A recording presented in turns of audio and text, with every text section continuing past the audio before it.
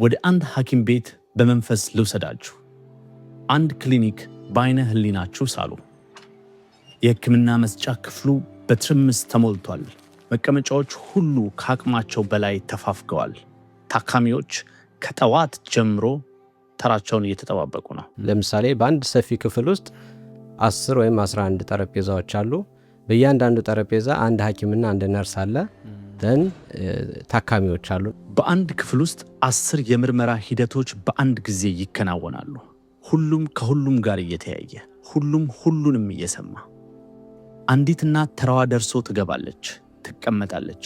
ሐኪሙ የሕክምና ማህደሯን ተመልክቶ መድኃኒት ይጽፍላታል፣ የማዘዣ ወረቀቱን ያቀብላታል፣ አመስግና ትወጣለች።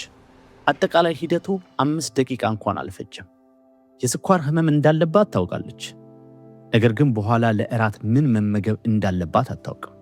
የራሷን የስኳር መጠን እንዴት መለካት እንዳለባት አታውቅም። በእግሯ ጣቶች ላይ የሚሰማት መደንዘዝ የአደጋ ምልክት መሆኑን አታውቅም። ሐኪሟን የመጠየቅ መብት እንዳላትም እንኳ አታውቅም። ብዙ ሰዎች በጣም በሚያሳዝኑ ሁኔታ ስትነግራቸው፣ የሆነ ነገር ሐሳብ ስትሰጣቸው ይህን ማን ነግሮኝ ነው የሚሉትና ይህን እኳ አልነገሩኝም፣ ሐኪሜ ጋር ሲሄድ አላቀውም፣ ይህን ማን ነግሮኝ፣ ማንስ ነግሮኝ ያውቃል? እና እጅግ በጣም በሚያሳዝን ሁኔታ ከፍተኛ የሆነ የመረጃ ክፍተት አለባቸው ሰዎች። በዚህ ወቅት በኢትዮጵያ 2.3 ሚሊዮን አዋቂዎች ከስኳር ህመም ጋር ይኖራሉ። በ2050 እንደ ዩሮፒያን ዘመን አቆጣጠር ይህ ቁጥር እስከ 6 ሚሊዮን ይደርሳል ተብሎ ይገመታል። ይህ ህመም መጥቶ የሚሄድ አይደለም፣ መድኃኒት የለውም። ብቸኛው ያለው አማራጭ ራስን መከታተልና ህመሙን መቆጣጠር ብቻ ነው። ህመምን መቆጣጠር ዕውቀት ይጠይቃል። ይህን ደግሞ ብዙዎች ታካሚዎች የማግኘት ዕድል የላቸውም። ዛሬ የምነግራችሁ በስኳር ህክምና ውስጥ ትልቁ ክፍተት የመድኃኒት ሳይሆን የመረጃ ነው ብለው ስለሚያምኑና ያንን ክፍተት ለመድፈን ስለሚጥሩ 2 ኢትዮጵያውያን ተመራማሪዎች ነው። ይህ አትሮን ነው። እኔ ቢንያም ነኝ። ክፍል 1 ያልቸኮልንበት አስቸኳይ ጉዳይ። ዶክተር ፍቃዱ አምባው ተመራማሪ ከመሆናቸው በፊት ለዓመታት በነርስነት ሙያ አገልግለዋል። ኤችአይቪን በተመለከተ የምክክር አገልግሎት ሰጥ ነበር። ምክክር አገልግሎት ለሚሰጡ የነርስ ሙያተኞችና የጤና ሙያተኞች ነርሶችም ለሌሎችም ስልጠና ሰጥ ነበርና በስልጠናውም ሂደት ያየሁት እና በተግባርም የምክክር አገልግሎት በሚሰጥበት ሰዓት የብዙ ሰዎች የኤችአይቪ በደማቸው ውስጥ ያለባቸው ሰዎች ህይወታቸው ሲቀየር አይቻለሁ። ያ ማለት በሰውነታቸው ውስጥ ያለውን ቫይረስ መቀነስ ችለዋል፣ የህይወታቸውን ጥራት ማሻሻል ችለዋል እና በርካታ ለውጦችን አይተንበታል። በሐኪም ቤቱ ሌላኛው ክንፍ ተላላፊ ያልሆኑና ስር የሰደዱ በሽታዎች ክፍል አለ። በእነዚህ ክፍሎች ውስጥ እነዛ ምክሮች የሉም። ተመሳሳይ ተቋም ግን የተለያየ የሚመስል የአገልግሎት ሁኔታ። ስኳር ህመም ያለባቸው ሰዎች ራሳቸውን የሚንከባከቡበት ደረጃ እጅግ በጣም የወረደ ነው። ከ50% በታች ነው እኛ ያገኘ ነው። ከግማሽ በታች። ይህ ቁጥር ሌሎች የዘርፉ ተመራማሪዎች ከዚህ በፊት ካገኙት ውጤት ጋር ተመሳሳይ ነው። ከ11,000 በላይ ታካሚዎችን ያካተቱ 65 ጥናቶች የተገመገሙበት ብሔራዊ ጥናት የሚያሳየው ተመሳሳይ መደምደሚያ ነው። በኢትዮጵያ ውስጥ ከግማሽ በላይ የሚሆኑ የስኳር ህመምተኞች በቂ የሆነ ራስን የመንከባከብ ልምምድ የላቸውም። የራስን የስኳር መጠን የመለካት ልምድን ከተመለከትን ደግሞ ከ10 ታካሚዎች 3ቱ ብቻ ይህንን እንደሚያደርጉ እንገነዘባለን። ይህ ቁጥር በየጊዜው እየጨመረ የሚሄድ ነው። የማህበረሰቡ አኗኗር ሁኔታ፣ የምንመገባቸው ምግቦች እና ሌሎችም ተጨማሪ ነገሮች እየተፈጠሩ ያሉት ኢኮኖሚካል፣ ፖለቲካል ጫናዎች ስትረሱን እየጨመረ ሰዎች ለስኳር ህመም ተጋላጭ እንዲሆኑ ምክንያቶች ሆነዋል። የኢትዮጵያውያንን ህይወት እየቀየሩ ያሉ ማህበራዊ ክስተቶች የኢትዮጵያውያንን የህመም አይነትም እየቀየሩት ናቸው። የስኳር ህመም እንዲሁም ሌሎች ተያያዥ ተላላፊ ያልሆኑ ህመሞች የጤና አገልግሎት በኢትዮጵያ ምን ይመስላል የሚል ዳሰሳ አድርገን ነበረ። የስኳር ህመም እንዲሁም ሌሎች ተላላፊ ያልሆኑ በሽታዎች የጤና አገልግሎት እጅጉን አናሳ በመሆኑ የጤናው ዘርፍም አብዛኛውን ግብአት አብዛኛውን ትኩረት የሚሰጠው ተላላፊ በሆኑ በሽታዎች ለምሳሌ እንደ ወባ፣ ቲቢ እንዲሁም ደግሞ HIV ኤድስ ዙሪያ ነው። ኢትዮጵያ ተላላፊ በሽታዎችን ለመዋጋት ከአፍሪካ ተጠቃሽ የሆነ የጤና ስርዓት መገንባት ትችላለች፣ ውጤታማም ሆናለች። ነገር ግን የስኳር ህመም እንደ ተላላፊ በሽታ አይደለም። ወባ መጀመሪያና መጨረሻ አለው። ትታመማለህ፣ ትታከማለህ፣ ትድናለህ። የስኳር ህመም ግን እንደዛ አይነት ቀጥ ያለ መንገድን አይከተልም። በህመሙ እንደተጠቃህ ያወክበት ቀን እንዴት አብረው መኖር እንዳለብህ ማሰብ የምትጀምርበት የመጀመሪያው ቀን መሆን አለበት። የኛ የጤና ስርዓት ለዚህ አይነቱ አገልግሎት ገና አልተዘጋጀም። በሀገሪቱ ከሚገኙ የጤና ተቋማት ውስጥ ለስኳር ህክምና መሰረታዊ ዝግጁነት ያላቸው ተቋማት ከ16% በታች ናቸው። ክፍል 2 ማንም አልነገረንም። ዶክተር ፍቃዱ በክሊኒክ ውስጥ ያለውን ክፍተት በቅርበት ያውቀዋል። ክፍተቱ የመድኃኒት አለመኖር ሳይሆን በቂ የምክክር አገልግሎት ስርዓት አለመዘርጋቱ ነው። የጤና ትምህርት በሆነ ፕሮግራም ላይ ተዘጋጅተህ መጥተህ ለሰዎች መረጃ ትሰጣለህ። ሰዎች የተወሰነ ጥያቄ ሊያነሱ ይችላሉ፣ ግን ይበልጥ ከጤና ሙያተኛው ጋር በቂ የሆነ ውይይትና በተለይ በግል ህይወታቸው ላይ የግል የጤና ሁኔታቸውን በተመለከተ እና ያን ሊያሻሽል በሚችል መልኩ ግብዓት የሚያገኙበት እድል የለውም። በኢትዮጵያ ውስጥ አብዛኞቹን ታካሚዎች የሚያጋጥማቸው ትልቁ ጉድለት ይህ ነው። የጤና ባለሙያው ከተዘጋጀለት የህክምና መመሪያና ከእውቀቱ ጨምቆ መፍትሄ ያፈላልጋል። ታካሚዎች በተጠንቀቅ ይቀመጣሉ፣ የተባሉትን ያዳምጣሉ፣ ከዚያም ይሄዳሉ። መረጃ የሚፈሰው በአንድ አቅጣጫ ነው። እንደ ስኳር ህመም ያለ በየዕለቱ ውሳኔን ለሚጠይቅ ሁኔታ ደግሞ በእንደዚህ አይነቱ አንድ አቅጣጫ የሚፈስ መረጃ በቂ አይደለም። አንድ ሰው ምክርን የሚሰማው ወይም ደግሞ ትምህርትን ወደ እሱ ህይወት የሚቀይረው እሱም የትምህርቱ አካል ሲሆን ነው።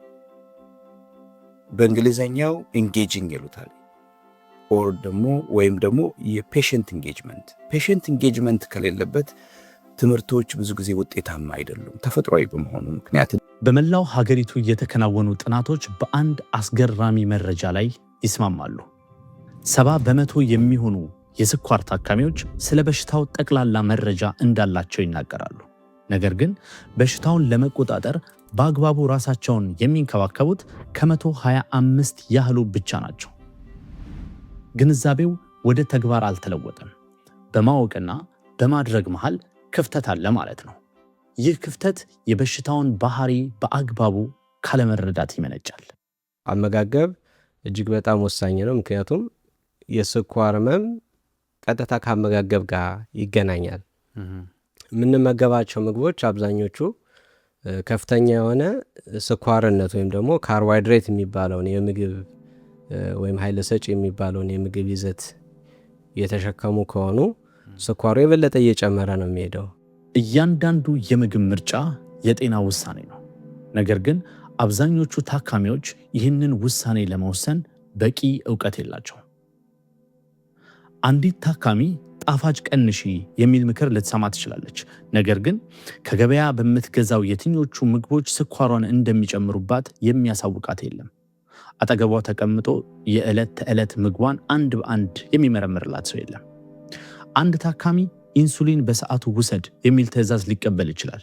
ነገር ግን ኢንሱሊን ወስዶ ባይመገብ ምን ሊከሰት እንደሚችል ማንም አያስረዳውም። ለምሳሌ ኢንሱሊን ወስደው ምግብ ካልተመገቡ የበለጠ የስኳር መጠናቸውን ሊያወርደው ይችላል። ባልጠበቁትና ባልገመቱት ሁኔታ ስኳራቸው ወይ በጣም ሊወርድ ይችላል፣ አደጋ ሊያስከትል በሚችል በእንግሊዝኛው አጠራር ሃይፖግላይሲሚያ የምንለው እጅግ ዝቅተኛ የሆነ የስኳር መጠን ላይ ሊደርሱ ይችላሉ። ያ ደግሞ ለሞትም ሊዳርጋቸው ይችላል። የእውቀት ክፍተቱ አደገኛ ከሆነ በሰውነት ላይ ለሚታይ አደገኛ ጉዳት ሊዳርግ ይችላል። ከነዛ ጉዳቶች ውስጥ አንዱ የነርቭ ጉዳት ያስከትላል።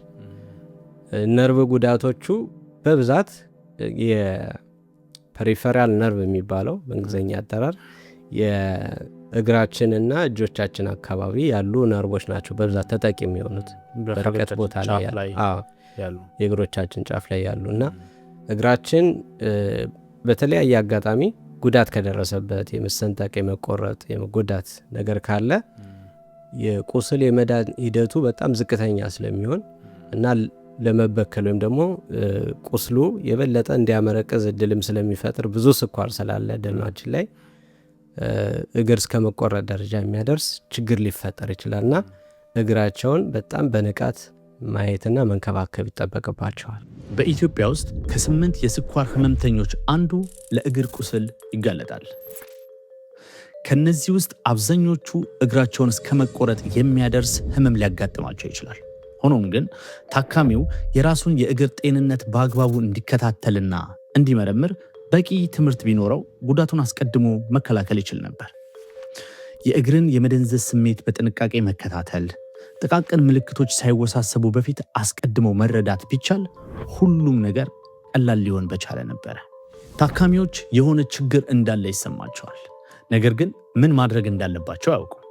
ይህን ጥያቄ ለመጠየቅ በቂ ጊዜና ትኩረት የሚሰጣቸው የጤና ስርዓት በብዙ ቦታዎች ገና ብርቅ ነው። እጅግ በጣም በሚያሳዝን ሁኔታ ከፍተኛ የሆነ የመረጃ ክፍተት አለባቸው ሰዎች። በዚህ ሂደት ያው ጤና ሙያተኞችን ብሌም ለማድረግ አይደለም። ጤና ሙያተኞች እጅግ በጣም ከአቅማቸው በላይ እየሰሩ እንደሆነ እኔም አይቻለሁ። ባልከው ምክንያት ሁሉም ሰው ኃላፊነት ይኖርበታል። እንደ ማህበረሰብ መንግስትም ሌላውም ድርሻ ሊወጣ ይገባል በዚህ ችግር ይህን ችግር ለመቅረፍና ግን ሰዎቹ ጋር ያየሁት ሪፍሌክሽን ምንድን ነው? ያው እጅግ በጣም ከፍተኛ የሆነ የመረጃ ክፍተት እንዳለባቸው። ክፍል 3 90% የራስህ ነው። ፍስሐ ዘውዱ ለዚህ ችግር መፍትሄውን ከተለየ አቅጣጫ እያፈላለገ ነው። ፍስሐ የጤና ቴክኖሎጂ ተመራማሪ ነው። የሱ መፍትሄ ከክሊኒኩ ይልቅ ከክሊኒኩ ውጪ ላለ ህይወት ይቀርባል። ሰልፍ ማኔጅመንት ይሉታል።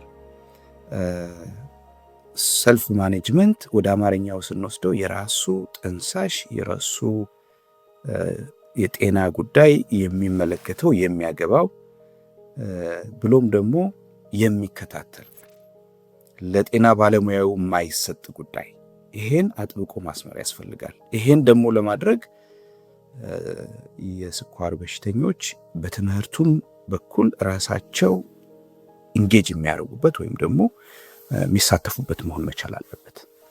እያንዳንዱ ምግብ፣ እያንዳንዱ ጠዋት፣ እያንዳንዱ ምሽት ላይ የሚደረግ ውሳኔ ዋጋ አለው። ሐኪሙ ስለ ምግብ ሊናገር፣ ስለ አካል ብቃት እንቅስቃሴ ሊያሳውቅ፣ ስለ እግር ጤንነት ሊያስጠነቅቅ ይችል ይሆናል። ነገር ግን የመተግበር ኃላፊነቱ የባለቤቱ ነው። አንድ የስኳር ታማሚ በጤና እንዲኖር ወይንም ደግሞ ለከፋ ችግር እንዳይጋለጥ የሚያደርጉት ሁኔታዎች የሚወሰኑት 90% ከሐኪም ቤት ውጪ ባሉ መደበኛ ህይወቶች ውስጥ ነው። ለምሳሌ በማድ ቤት ውስጥ፣ በምግብ መሸጫ ገበያዎች ውስጥ፣ በእግር ጉዞ ላይ፣ ብቻ ማንም በማያያቸው ትናንሽ በሚመሳስሉ የየዕለት ምርጫዎችና ውሳኔዎች ውስጥ 90% የሚሆነው የጤንነት ሁኔታ ይወሰናል።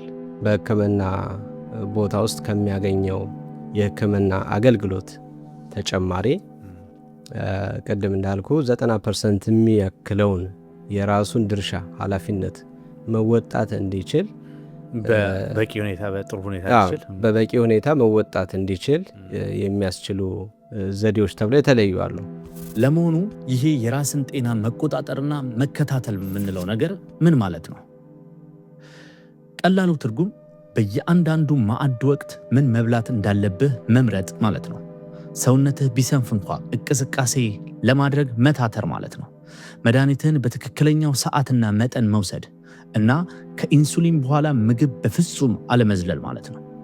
የደነዘዘና የማይሰማህ ቁስል እንዳለ ጎንበስ ብለህ የራስህን እግር መመርመር ማለት ነው። በየቀኑ ያለ እረፍት 90% ኃላፊነት ማለት ይህ ነው። እንደምናውቀው የስኳር ህመም መድኃኒት ያልተገኘለት፣ መከላከል የሚቻል ቢሆንም መድኃኒት ያልተገኘለት በመሆኑ ህመምተኞቻችን ያላቸው አማራጭ ከበሽታው ጋር እንዴት መኖር እንደሚችሉ ማወቅ፣ ራሳቸውን ከበሽታው ጋር ተያይዞ ለሚመጣ በሽታ እንዳይጋለጡ መጠበቅ ነው። ይሄ ደግሞ ምን ይፈልጋል? ተከታታይ ትምህርት ይፈልጋል። ከስኳር ጋር አብረው ሲኖሩ በየጊዜው ትምህርት፣ በየጊዜው ዕውቀት፣ በየጊዜው አዲስ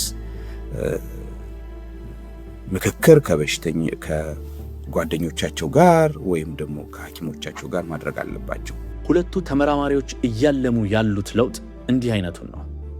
ለስኳር ህመም የሐኪም ክትትል ብቻውን በቂ ነው ብሎ ማሰብ አሳሳች ነው። ይልቁንም ታካሚው በተገቢ ድጋፍ፣ ዕውቀትና ስልቶች ታግዞ የሚቆጣጠረው ነገር እንደሆነ ማሰብ ነው ዋናው አስፈላጊ ነገር። ይህ እውን እንዲሆን ነው ጥረታቸው። ዋናው ጥያቄ ታዲያ እነዚህ ስልቶች ምንድናቸው የሚለውን ማወቅ ነው።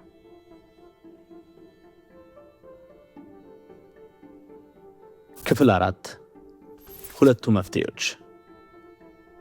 የፍቃዱ መፍትሄ ከሰዎች ህብረት ይመነጫል። ምክክር። የምክክር ሂደት አንዱ መገለጫው ህሙማንን ማዕከል ያደረገ ነው። ሌሎቹ ስለ በብዛት አሁን እኛ ጋር ላይ ፕራክቲስ የሚደረገው ጤና ትምህርት ነው ብያለሁ። የጤና ትምህርት ትኩረት የሚያደርገው በሽታውን ነው። በሽታውን መሰረት ያደረገ የባህሪ ለውጥ ለማምጣት ነው ጥረት የሚደረገው።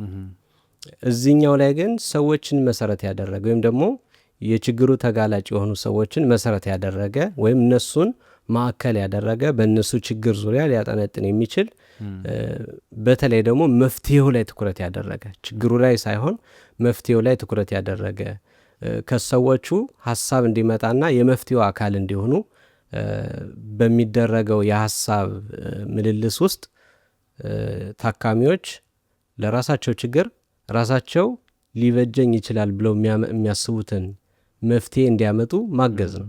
ፍቃዱ የቡድን የምክክር አገልግሎት ስርዓትን እንደ መፍትሄው ቁልፍ ይመለከተዋል። 6 ታካሚዎች ተመሳሳይ ችግር የሚጋሩ ጎረቤታማቾች ሊሆኑ ይችላሉ። በአንድ የሰለጠነ ባለሙያ አስተባባሪነት በህብረት ስለ ጤናቸው ይማማራሉ፣ እርስ በእርስ ይሰለጣጠናሉ። ሁሉም የሚያውቀውን ያጋራል፣ ልምድ ይለዋወጣሉ፣ ሐሳብ ይጋራሉ። ምን እንደሚመገቡ፣ እንዴት እንደሚንቀሳቀሱ፣ ምን እንደሚያስታግስላቸው ይነጋገራሉ። ከዛ ራሳቸውን ለመንከባከብ የሚጠቀሙበትን እቅድ ለራሳቸው ያወጣሉ። ተመሳሳይ ችግር ያለባቸው ሰዎች ተመሳሳይ ሕክምና ተቋም ወይም ተመሳሳይ ሕክምና እያገኙ ያሉ ሰዎች በጋራ ቁጭ ብለው ስለ ጤናቸው እንዲወያዩና ጤናቸው እንዴት ማሻሻል እንዳለባቸው የውይይት እድል እንዲፈጠር መደረጉ እጅግ በጣም ነው ያስደሰታቸው። ደስተኛ። ፍቃዱ የተጠቀመው ቃል ደስተኛ የሚለውን ነው። እየሰለጠኑ ነው፣ እየተማሩ ነው አይደለም፣ ደስተኛ ያደርጋቸዋል ነው ያለው። ምክንያቱም ለመጀመሪያ ጊዜ ህመማቸውን የሚታመን፣ ሸክማቸውን የሚሸከም፣ የልባቸውን የሚረዳ፣ ትግላቸውን የሚታገል ሌላ ሰው አብሯቸው እንዳለ ስለሚሰማቸው ነው። ውሎ አድሮ ይህ ህብረታቸው ወደ ትልቅ አጋርነት ተቀየረ። 6 ነበር ያደረግናቸው። ያው 3 ቦታ ላይ ነው ምክክር ያደረግነው። በአንድ ምክክር ሂደት ውስጥ ቡድን ውስጥ 6 ሰው አለ። እነዛ 6 ሰዎች አብዛኛውን ጊዜ አንድ አካባቢ ናቸው። በአካባቢያቸው ስለሚደረግ ምክክሩም እና ስልካቸውን ተቀያይረው ሀሳብ እንዲቀያየሩ በጋራ ችግራቸውን እንዲታገሉ አድርገን ነው ያደረግናቸውና ይህ ትልቅ እድል ፈጥሮላቸዋል። እነሱ መገናኘታቸውን ቀጠሉ፣ አልተለያዩም። የራሳቸውን የድጋፍ ቤተሰብ መሰረቱ። አሁን ብቻቸውን የሚታመሙት ህመም የለም። ከሌላኛው ሰው ሌላ መንገድ፣ ሌላ አማራጭ ይማራሉ። ስለዚህ ጉዳይ እመለስበታለሁ። አሁን ስለ ፍስሐ ልንገራችሁ። ፍስሐ የታየው መንገድ ቴክኖሎጂ ነው። የሰው ልጅ በተፈጥሮ አዲስ ነገር ይፈልጋል፣ የሚያዝናናው ነገር ይፈልጋል። ያ ማለት የማይሰለቸው ተሎ እንደገና ደግሞ ራሱም የሚሳተፍበት እንዲሆን ይፈልጋል። እናም የስልክ ላይ ጨዋታ ጌም ሰራ። ይህ ጨዋታ ግን የዋዛ ጨዋታ አልነበረም። የስኳር ታካሚዎች በየቀኑ የሚያጋጥማቸውን ተግዳሮቶችና ውሳኔዎች በጨዋታ መልክ አዘጋጅቶ ታካሚዎች እየተዝናኑ ወሳኙን የጤናቸውን ሁኔታ የሚማሩበትን እድል ፈጠረ። በህይወት ዋ ብለህ ጉዳት ደርሶብህ ልትማር ትችል ይሆናል። በጌም በጨዋታ ውስጥ ግን ብትሳሳትም ስህተቱ ያስተምርሃል እንጂ በእውኑ ጉዳት አያደርስብህም። ዋናው ቁም ነገር ያ ነው፣ በተምሳሌት ውስጥ መማር መቻል። ይሄ በአይነቱ ልዩ የሆነ የምስለ ጨዋታ አስተምህሮ ወይም የማስተማሪያ ዘዴ ባደረግነው ምርምር በአፍሪካ የመጀመሪያው ነው። ለሌሎችስ ተያያዥ ተላላፊ ላልሆኑ በሽታዎችም ጭምር የሚጠቅም ነገር ነው። ምስለ ጨዋታው ምንድን ነው የሚያደርገው? በሽተኞቹ በትምህርቱ ውስጥ ተካተው እያንዳንዱን ደረጃ እንዲጫወቱ ልክ ቤታችን እንደምንጫወተው አይነት ጌም ነው። እነሱ ካልተካተቱበት ትምህርቱ አይተላለፍም። ዋናው መተግበሪያችን በቨርቹዋል ነው ወይም ደግሞ ኢንተርኔት ላይ ያለ ነው። ስለዚህ ማንም ሰው በስልኩ ገብቶ መጫወት የሚችለው ነው ማለት ነው። በዚህ የምታነበው ወረቀት የምታዳምጠው ስልጠና የለም። በራስህ ማድ ቤት ውስጥ ቁጭ እንዳልክ ከፊትህ ያለውን ምግብ እየተመለከትክ በስልክ ውስጥ ካለው ተምሳሌታዊ ምግብ ጋር ትነጋገራለህ። ጨዋታው እንድትወስን ይጠይቃል። ከዛም ያ ውሳኔ በሰውነትህ ላይ ሊያስከትል የሚችለውን ውጤት ያሳያል። ምክንያቱንና ውጤቱን በስልክህ ላይ እዛው ጋር በተምሳሌትነት ትማራለህ ማለት ነው። ከዛ በኋላ ያለው ምርጫ የራስህ ይሆናል። በአማርኛ የተሰራ ነው። ስለዚህ አንዱ ትልቁ ጥቅሙ ምንድነው? ሁሌም የሚገኝ ነው። ኪሳችን ውስጥ ነው ያለው። ሁሌም ቤትህ በፈለግከው ሰዓት ትጫወትበታለህ። እስኪ ያስቡት፣ ስለ ህመሙ በቂ ግንዛቤ ለማግኘት እድል ላልነበረው ታማሚ ይህ ምን ማለት እንደሆነ። አሁን አንድ ሰው ስኳሩን ምን እንደሚጨምርበት ለማወቅ የግድ ሕክምና ሄዶ አልጋ ላይ ወድቆ ነገሮችን ከሐኪም መስማት የለበትም። በራሱ ፍላጎት፣ በራሱ ቤት፣ በራሱ ስልክ ስክሪን ላይ ሁሉን ነገር እንዲያውቅ እድል ተመቻችቶለታል ማለት ነው። ውጤቱም የሚያሳየው እጅግ በጣም ተቀባይነት እንዳለው እና የስኳር ህመምተኞች በእጅጉ የተደሰቱበት፣ በቀላሉ ያገኙት፣ ለመጫወትም ቀላል ሆኖ ያገኙት። ሁለቱም መፍትሄዎች አንድ መሰረታዊ ሐሳብ ላይ ያጠነጥናሉ። ታካሚዎች ተቀባይ ብቻ ሳይሆኑ የህክምናው አስኳል ዋና ተሳታፊ ናቸው። የፍቃዱ ታካሚዎች በክበብ ተቀምጠው የራሳቸውን እቅድ ያወጣሉ። የፍስሐ ታካሚዎች ደግሞ ስልካቸውን አንስተው የራሳቸውን ውሳኔ ይለማመዳሉ። በሁለቱም ሁኔታዎች ስራውን እየሰራ ያለው ታካሚው ራሱ ነው። ውጤታማ የሆነውም ታካሚው በመጨረሻ ኃላፊነቱን በእጁ ማስገባት ስለቻለ ነው። እነኚህ ሁለት መፍትሄዎች ሲቀናጁ ትልቅ ለውጥ የመፍጠር አቅም አላቸው። ክፍል 5 ለኢትዮጵያ የተሰራ። ፍቃዱና ፍስሐን የሚያመሳስላቸው ሌላም ነገር አለ። ሁለቱም መፍትሄዎቻቸውን ያቀረቡት ለኢትዮጵያ ነው። ከመጽሐፍቶች ላይ ቀርተው ወይንም ከሌሎች አካባቢዎች ተውሰው ብቻ ሳይሆን ከታማሚዎች ጋር እየመከሩ ከአካባቢ ሰዎች ጋር እየተነጋገሩ እንዲሁም ከሀገሪቷ ነባራዊ ሁኔታ ጋር እያመሳከሩ የሰሩት ስራ ነው። እንደምናውቀው ብዙዎቹ ጌሞች በተለይ በሀገራችን ያሉ የሚሰሩት በእንግሊዘኛ ነው ወይም ደግሞ ከሌሎች ፕላትፎርሞች የምናወርዳቸው ናቸው። ይሄ ግን ለኛው ሀገር በኛው በምናውቀው ቋንቋ የተሰራ ነው። በፈለጉት ጊዜ የሚጫወቱት ነው። ለዛም ነው አሁን እንደምናውቀው የሞባይል ስልክ እየተስፋፋ ሰዎች ብዙ ጊዜ በኪሳቸው ይዘውት የሚዞሩት ዲቫይስ በመሆኑ ከፍተው ብቻ ባገኙት አጋጣሚ መጫወት የሚችሉት ነገር ነው ማለት ነው። ከልጆችህ ጋር ትጫወታለህ፣ ለጓደኞች ማጋራት ይቻላል፣ መወያያም ይሆናል። በተለይ ደግሞ አዝናኝም ስለሆነ በአማርኛም የተሰራ ስለሆነ ጨዋታውን ለመጫወት ደግሞ ቀላል ያደርገዋል። የኢትዮጵያን ነባራዊ ሁኔታ ግምት ውስጥ ያስገባ፣ ያ ማለት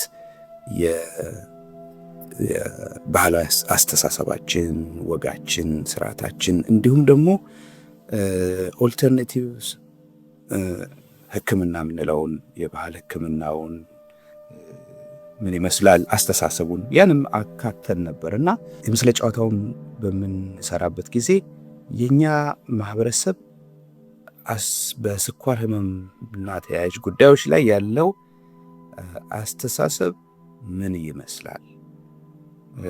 አንድ ሰው ህመም በሚገጥምበት ጊዜ ወደየት ነው ቀድሞ የሚሄደው? ወደ ጤና ተቋም ነው? ወደ ጸበል ነው? ወይስ ደግሞ ወደ ባህላዊ ሐኪም ነው? እነዚህን እሳቤዎች በሙሉ አካተንበታል።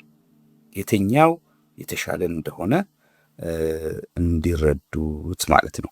የማንንም እምነት ሳይነካ የማንንም ምርጫ ሳይኮንን ታካሚዎች በየዕለቱ የሚያጋጥማቸውን የጋድ ዓለም አማራጮች በጨዋታ ውስጥ አካቷል። ቁም ነገሩ የግል እምነትና ዘመናዊ መድኃኒት ጎን ለጎን ሊሄዱ የሚችሉና ሁለቱ የግድ መፎካከር ያለባቸው ነገሮች እንዳልሆኑ ማሳየት ነው። ፍቃዱም የምክክር አገልግሎቱን ስርዓት ሲያበጅ ነባራዊ ሁኔታዎቹን በማማከል ነው። የምክር ስርዓቱ አሁን ባለው የሕክምና መዋቅር ውስጥ ያለ ችግር መስራት አለበት። 6 ታካሚዎች፣ 1 የሰለጠነ አስተባባሪ፣ ህብረታዊ ምክክር፣ ከውጭ የሚጫን ሐሳብ የለም። ሁሉም የምክክሩ ውጤት ነው። ነገር ግን ይህ ስልት እንዲሰራ በጤናው ዘርፍ ውስጥ መሻሻል ያለባቸውን ነገሮች ማስተዋል ደግሞ እጅግ በጣም ጠቃሚ ነው። ስለዚህ ይህን ወደ ተግባር ለመውሰድ የጤና ሙያተኞች መሰልጠን ይጠበቅባቸዋል። የስኳር ህመምተኞች የምክክር አገልግሎት በጤና ኤክስቴንሽን ሙያተኞች መሰጠት አለበት ብዬ ነው ማስበው። ምክንያቱም ሆስፒታሎቻችን ከሚነገረው በላይ በጣም የተጨናነቁ ናቸው። ሐኪሞቻችን በአማካኝ ለአንድ ሰው የሚሰጡት ጊዜ ምናልባት 10 ደቂቃ ሊሆን ይችላል። በ10 ደቂቃ ግንኙነት ውስጥ አንድን ሰው ያለበትን የጤና ችግር ተረድተህ ለዛ የጤና ችግር መፍትሄ ይህን አድርግ ብሎ ለመናገር በጣም ከባድ ነው።